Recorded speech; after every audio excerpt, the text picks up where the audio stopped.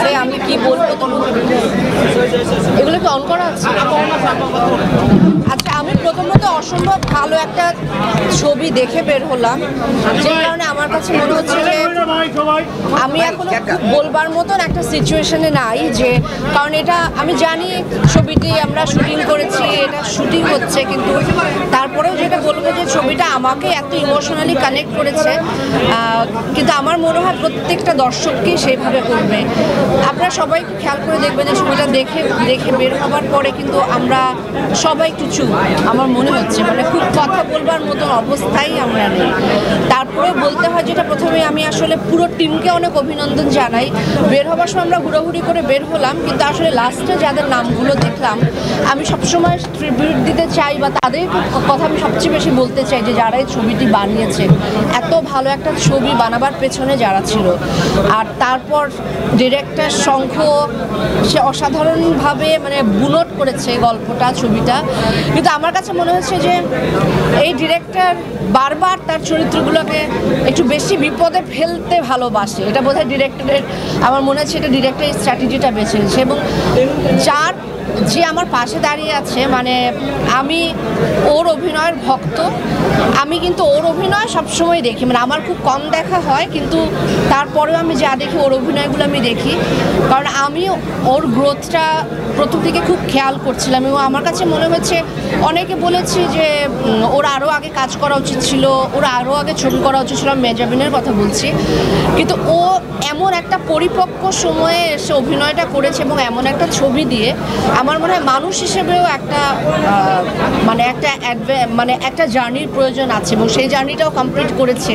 সেই জন্য এরকম ছবিতেও এরকম ভালো অভিনয় করতে পেরেছে। তো আমি আসলে, আমার এখনও গুজবাম্পস হচ্ছে ওর যখন কান্না, ও যখন কাঁদে, বা ওর যখন সিঁদুর মুছে দেয়, ওর যখন শাখা ফেলে দেয়, আমার একবারও মনে হয়নি যে মেজাবিন তো আসলে অন্য একটা গোত্রের মানুষ, ও এই সনাতনী সম্প্রদায়কে আসলে দেখেও বড় হয়নি, বা এই এক্সপিরিয়েন্সটাও নেয়নি। কিন্তু একজন অভিনেতার আসলে সবচেয়ে বড় জায়গা বোধহয় এটাই। আর শেষে আসলে কিছু বলবার নেই, তবে শেষে যেই মেসেজটা আছে আসলে সেটা সবচেয়ে বড় মেসেজ আমার মনে হয়। এর উপরে আর কোনো মেসেজ হতে পারে যে আমরা সবাই মানুষ, এবং এই সময়ে এসে এরকম একটি ছবি, এরকম মেসেজ খুব দরকার বলে আমার মনে হয়েছে।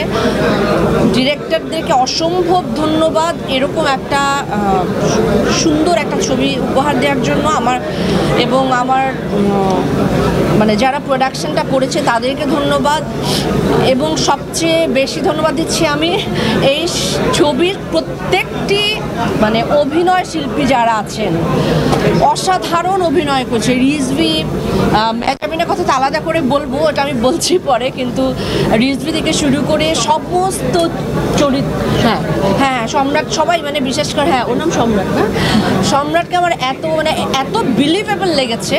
এটা আসলে খুব ভালো একটা স্ক্রিপ্ট না হলে, চিত্রনাট্য না হলে এটা সম্ভব হয় না সবার এত এনগ্রসড হয়ে অভিনয় করা।